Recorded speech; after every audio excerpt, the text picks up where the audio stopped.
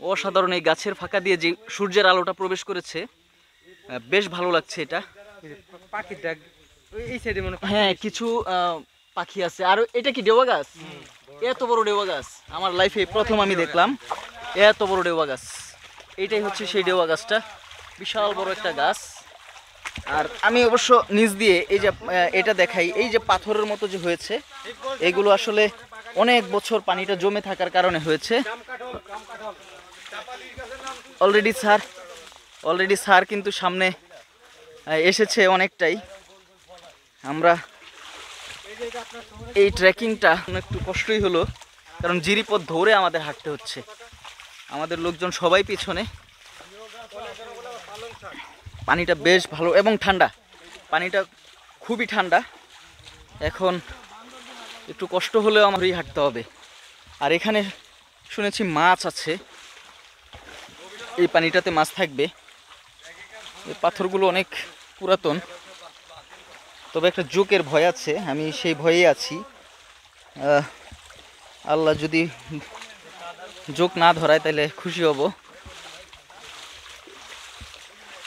অনেক পুরাতন এই ঔষধি গাছগুলো এখানে আছে, অনেক দেখেছি। এখানে বার্লি জাতীয় একটা গাছের মতো হয় এরা। সব আছে। এখানে একটু কাদা কাদা ভাব আছে, এখানে নামতে হবে। এগুলো হচ্ছে পাথরের মতো হয়েছে জমে। এই শিলাগুলা হচ্ছে অনেক বছর ধরে এখানে জমতে জমতে এটা হয়েছে।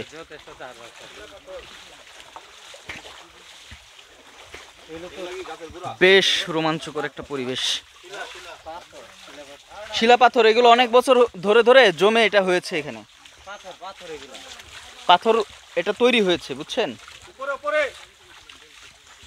ও, এই একটা রাস্তা, এই রাস্তা দিয়ে এখন উঠতে হবে আমাদের। এই ঝিরিপথটাকে পরিহার করতে হবে।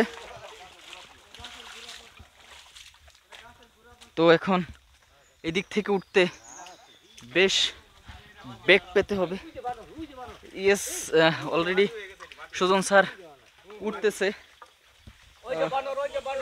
কোথায়? ওইদিকে নাকি বানর আছে। আমি একটু উপরের দিকে উঠি, যদিও আমার এখান থেকে দেখতে পাচ্ছি না, ওনারা অনেক নিচে।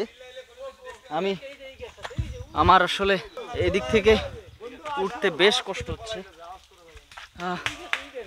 এদিক থেকে উঠতে আসলে সত্যি সত্যি ওইদিকে বানর ডাকছে। না না না স্যার, ঠিক আছে, এটাই। ওই পাশে বানর মারামারি করতেছে। আপনারা দেবেন ওনারা কতটা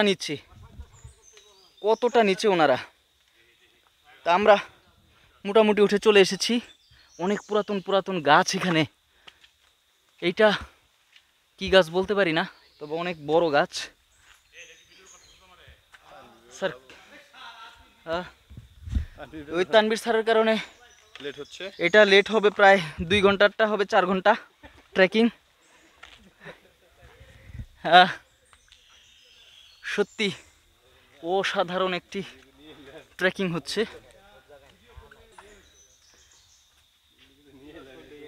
খুব বিপজ্জনক একটা পরিবেশ দিয়ে উনি উঠছেন।